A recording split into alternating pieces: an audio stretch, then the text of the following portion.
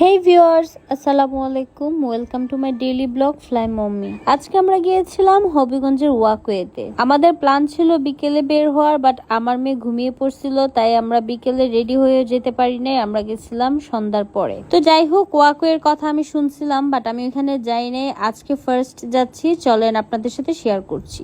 তো বাসা থেকে বের হয়েই আমরা একটা রিক্সা নিয়ে নিই, আর এটা হচ্ছে হবিগঞ্জ শহরের রাত্রের লুকটা। আর এই এরিয়াটা হচ্ছে সবুজবাগের এই রাস্তা দিয়ে আমি যাচ্ছিলাম ওয়াকওয়ের দিকে। তো ওয়াকওয়েটা পড়ছে তিনকুনা পুকুর পাড়। তো চলেন গাইজ, এখন দেখাচ্ছি আপনাদের ওয়াকওয়ের ভেতরটা। এইটা হচ্ছে ওয়াকওয়ের ভেতর, আর ওইখানে আমার মেয়ে ওয়াক করতেছে। যাই হোক, সো গাইজ, এই প্লেসটা খুবই ছোট ছিল, ওয়াকওয়ের তুলনায় খুবই ছোট ছিল প্লেসটা। যেহেতু আমাদের হবিগঞ্জ শহরটাই খুবই ছোট, তো ওই জায়গার মধ্যে এই ওয়াকওয়েটা ছোট হবে, এইটাই স্বাভাবিক। বাট ছোট হলেও এর ডেকোরেশনটা অনেক সুন্দর ছিল, আর আমরা ওইখানে গিয়ে আমাদের আসলে ভালোই লাগছিল। আর ওইখানে গেছিলাম আমি, আমার হাজবেন্ড, আমার মেয়ে তো অবশ্যই, আমার ভাবি, এরপর আমার সেলিব্রিটি ভাই তাওহিদ, আমরা গেছিলাম।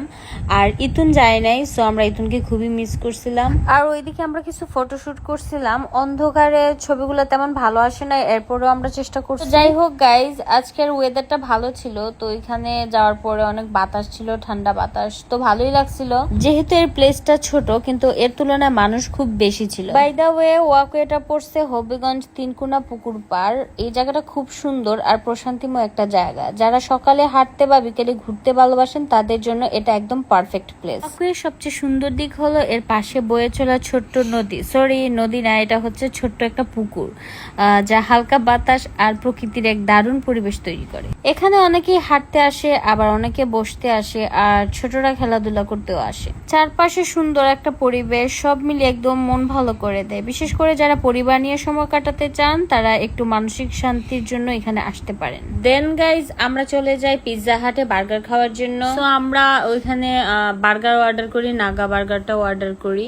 দেন আমরা ইতুনকে ফোন করি, তো সে চলে আসে খাওয়ার জন্য।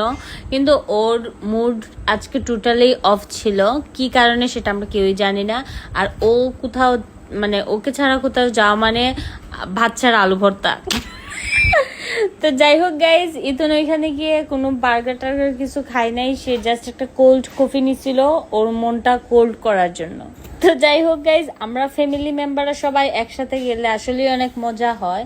যে কোনো ট্যুর আমরা একসাথে দিলে অনেক হাসি ঠাট্টা সবকিছুর মধ্যেই যায় ট্যুরটা। আর ব্লগ করার পর থেকে আমি যেখানেই যাই মোবাইল হাতে নিয়ে ভিডিও করা শুরু করে দিই। তো যাই হোক, ফাইনালি আমাদের বার্গার চলে আসছে। আর ওইখানে বার্গারটা আসলে খুব মজার ছিল, খুবই মজার। আমার ফার্স্ট টাইম লাইফে কোনো বার্গার এত মজা লাগছিল। দেন গাইজ, খাওয়া দাওয়া কমপ্লিট করে আমরা বাসায় চলে যাই। আর এই ছিল আমার আজকের ওয়াকওয়ের ব্লগ। নেক্সটে আসবো আরেকটা ব্লগ নিয়ে। সবাই ভালো থাকবেন। আসসালামু আলাইকুম।